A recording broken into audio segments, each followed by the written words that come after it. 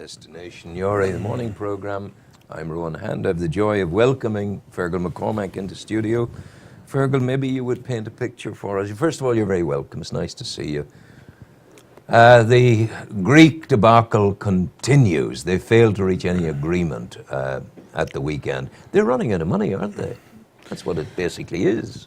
Well, certainly if one reads the papers, they're running out of money because they're not prepared to honour the austerity programme agreed with the EU and the IMF, etc. I suppose, I think myself personally, I do believe that an agreement will be reached. And the reason I believe an agreement will be reached is, I think, it's the fear of not reaching one, because it may be politically wise to say you're not going to implement an austerity program. Yeah. But one then has to look at the alternative. The alternative is you bankrupt your state. Yeah. If you bankrupt your state, external investment will not put any money in.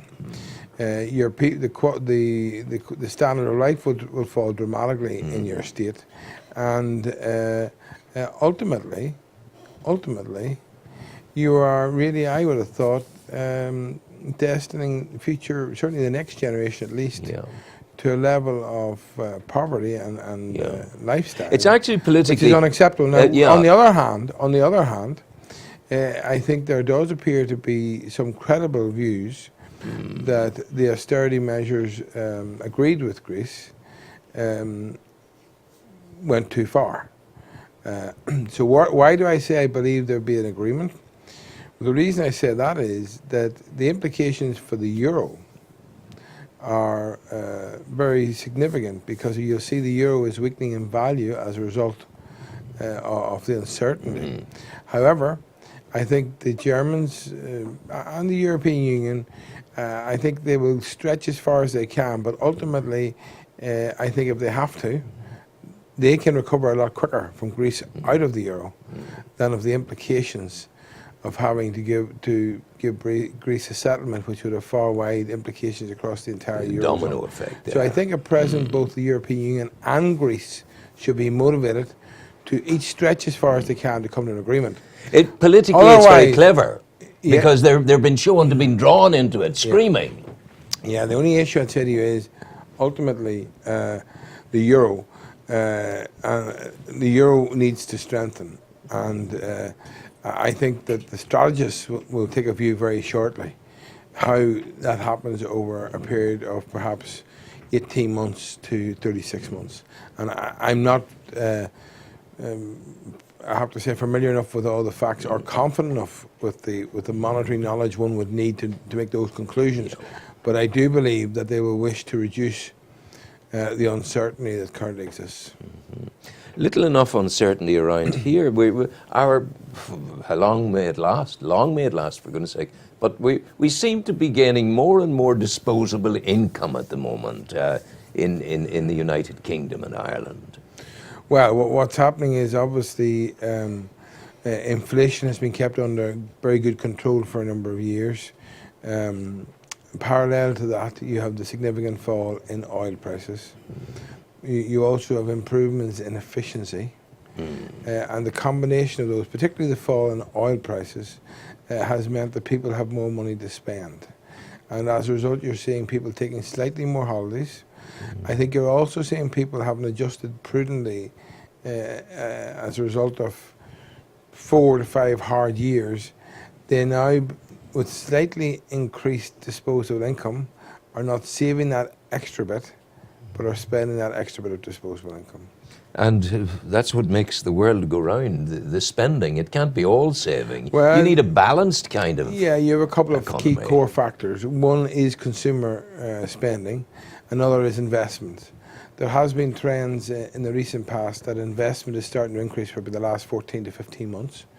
And now the big challenge there was, could we convert that also into increased consumer expenditure?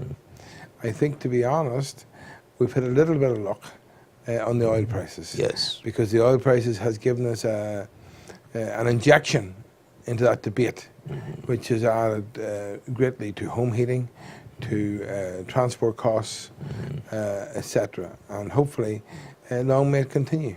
Yeah. How did it come about? Well, it's the politics of the world and the Middle East and all of that. But suddenly we find that we're on the crest of a wave, where just as easily a couple of years ago we were in the very trough of the wave. Yeah, well, I think I think the one thing we're very conscious of is that there international uncertainty and can create tremendous fluctuations in what happens in, believe it or not, Newry and Dundalk, and at times that's hard to understand. But oil prices, for example, there's a fair debate out there that's saying that the main driver just at present is that the Middle East companies have taken a view that in order to take America straight on, and perhaps Scotland as well, as generators of oil, because they can produce the oil per barrel considerably cheaper in the Middle East than America is doing, through fracking, etc. They've decided to dramatically reduce their price to a level that ultimately will make potentially the production of it outside the Middle East non-viable. So that's the plan. They're trying to come in to force down the demand of alternative sources, so that eventually they come back in again and push the prices up. You mentioned fracking there. It's going nowhere in Northern Ireland by the look of it. Yeah.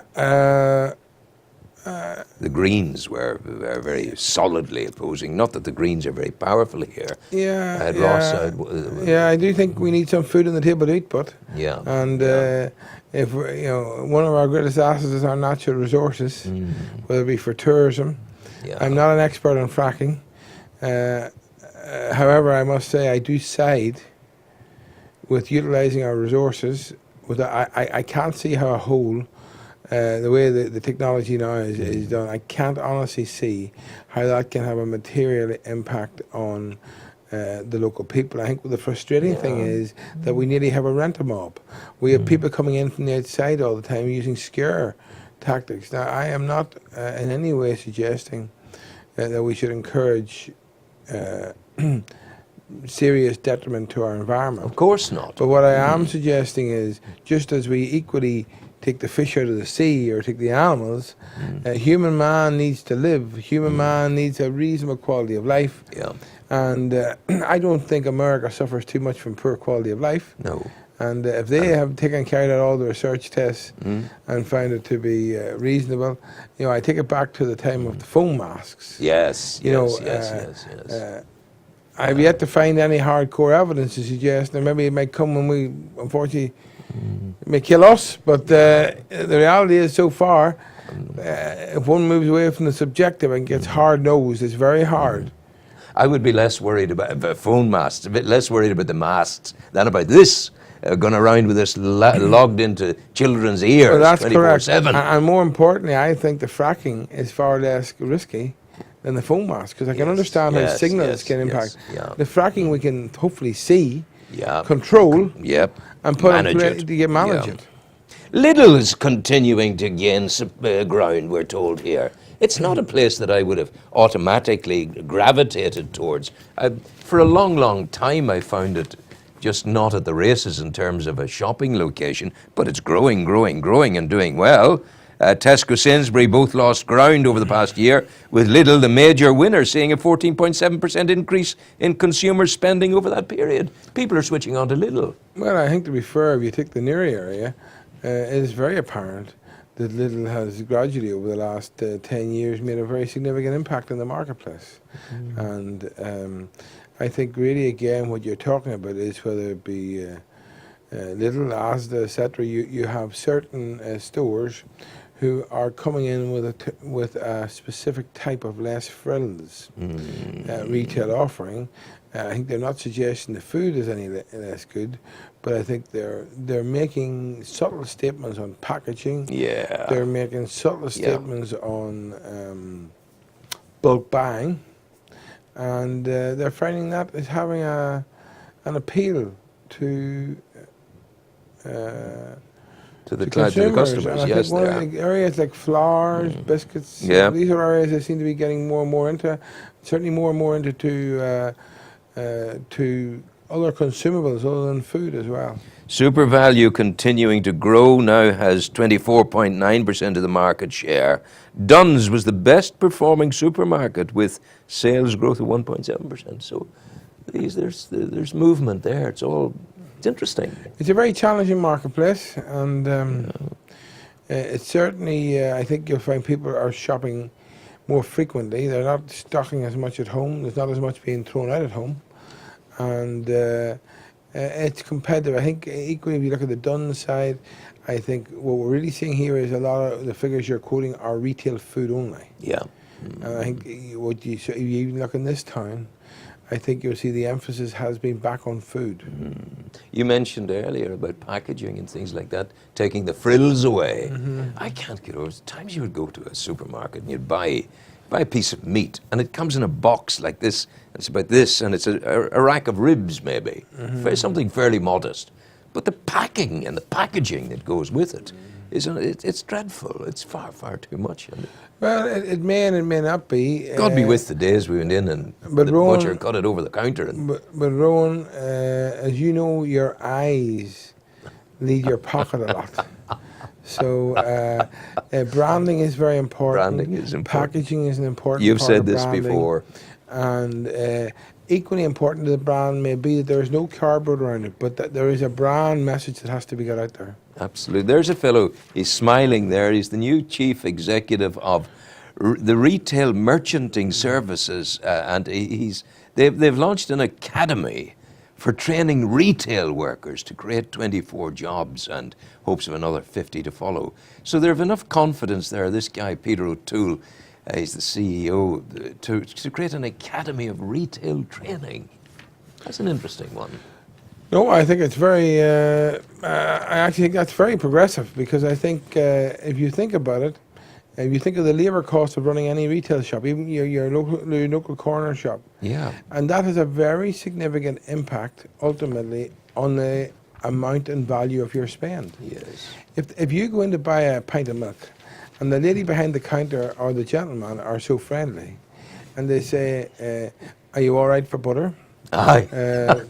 Vincey Haven and Warren Point used to say years ago, "You okay for matches?" But the bottom line is, your retailing experience can be directly correlated to the friendliness and competence Absolutely. of the person serving you. Yeah. And if you think about that really carefully, and you compare very efficient staff to non-efficient staff, Yeah. you can see why. Yeah. If you look at the cost of a business, the cost of any shop, to be honest with you, ironically, they don't have much control over the third-party purchase, the food or whatever. Yeah. Yeah. What they actually do have control over is the way the individual shop is managed, serviced, and the shopping experience when you come in. That's an interesting I heard phrase. recently, for example, about a hairdresser's who had stopped providing tea to its customers. I think you'd be surprised the impact that has had. Now, the debate there was, should they put their costs up 5p or 20p and left the tea there? Yeah, of course. Because, and there's no right or wrong here. It's back to the little debate. Tea's a frill. It doesn't help you. Yeah. It doesn't help your Yeah. hair get cut. Yeah. But does it enhance the experience? I give you an example. I come in here today. I'm always very impressed. It's today's papers. I'm always very frustrated. It tells me a lot when I go into a dentist or anywhere where you sit in a waiting room, and it's yesterday's, and tragically, maybe last week's papers.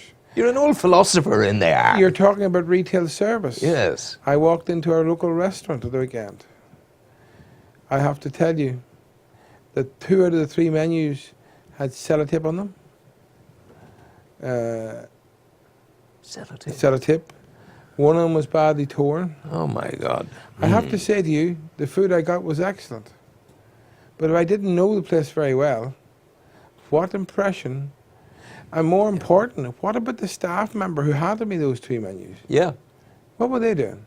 They didn't even see it because they're not trained to see it. They don't think. Why do we need a retail academy? We've got it there. I had coffee. If you haven't got savvy, then you need to enhance it. Yeah, absolutely. Yeah, cop on is a good word. Savvy. But similarly, I went. I want to into give you a new concept. Yeah.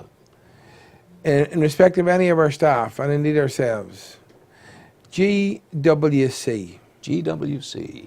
You have to get it, Get it? you have to want it, and you have to have the capacity to do it. Yeah. And if you don't meet those three, don't employ. Or more importantly, there's three strike rule. Strike number one, you discuss your concerns, Yeah. and you try and get somebody to address it. 30 days later, or maybe less, you go back and you review, has anything happened? That's strike two. And if it hasn't happened the second 30 days, You're out. They go. you're out. It's called the three strike rule. I had coffee at the weekend. I couldn't believe this. I was sitting on a Sunday morning having coffee, and I sat at a table that others had just left, and there was an array of fried material all sitting, coffee cups and whatever. And the person brought my coffee and sat it down in the middle of that. And didn't clear the place. And I had to call the person back and say, please, would you mind clearing? The person cleared it and left one huge dirty coffee cup sitting there. I want to ask you, do we need retail training facilities? We need retail training academies. I hope now you have a different view to the one you had a few minutes ago. I was wondering. No, I think you were implying. No, I was asking. I was curious there. And more important, what is our core focus? Yeah. What differentiates one restaurant from another? What differentiates one shop from another? Attitude. You to can the have all the customer. computers, you Yeah. can have all the technology, and we must have those. Yeah. But business and life is ultimately about people and relationships. People, and people. What are you doing today? Where are you heading? I'm Busy going, day? yeah, I have a very exciting few days. I'm off Wow. today I'm off to Greenmount Agriculture Centre. One of my Wow. colleagues we're developing our whole farming sector expertise, and one of our colleagues is giving over 150 actually going there to Greenmount this morning at 10:30. Fantastic. Laurie Grant is giving that along with some of my other colleagues. And So you're heavily into that end of things as well. You're advising. You're into the whole the farming and the yeah. agri sector is very, very important to the Irish economy. Yeah. And one of our recent strategic decisions was to subsume a firm called JL Grant. I think I told you this before. Yes. First ever on the 1st December. And they have considerable expertise in farming and fishing and charities. And that's the reason why they were a big interest to us. And then tomorrow I have another colleague, Malachy McLaren, currently chairman of the Institute of Tax here in Northern Ireland. He's giving a talk, I think there's over 200 coming to Lisburn, on avoiding the fatal mistakes of running a business. My dear McCormack, my observation is, and I offer this compliment to you, when you're not fishing, you're mending your nets. Well, it depends what you call the nets are and whatever you call the fishing. But may I further add, then I'm doing what I say quite often. I keep saying here regularly, it's important that we find time to work on our businesses as opposed to in our businesses. Yeah. And Building. Myself and my colleagues, senior colleagues, then are taking a weekend out to go and hopefully stand back and have a look at where we are, where we'd like to be, and how we propose to get there. Is that a 5-year plan, would you say? Or, No, we believe in a concept called the 90-day model now. So basically we start off with a quick 10-year plan, then a 5-year, then a 3-year, then a 1-year, and then we work on what we call the 90-day decision making. So literally the 4 quarters of we have our annual target, which we'll agree this weekend. And basically, we find that our attention span doesn't go beyond 90 days. And if we set an annual target of great ideas, but maybe 6 months in, we're still talking the same thing. So we've now, once we have our annual target, we have to decide how we're going to get there, and we break that down into quarters. And literally, we call it the 90-day management clock. Well, And literally, you at the end of 90 days, you can't bring anything to a 90-day clock. You add it on to things to do during the 90 days. But at the end of the 90 days, you can then prioritize again. But we believe that you establish 3 to 7 priorities over 90 days with quite clear accountability and responsibilities. Who's to do it and when you expect it to be done. People will remember in 90 days. They'll soon remember quite soon, actually, after a while, that they've got to come back in 90 days. Everybody knows what they were supposed to do. And if they didn't do it, there may be good reason, but they're going to be asked. That's what you call accountability and responsibility. This is one of those occasions when I find it's good to say nothing and listen a lot. Thanks for coming in. Good to see you. We're all trying to get a grip on our business, and we're trying hard to. God bless you. Thank you. Feargal McCormack.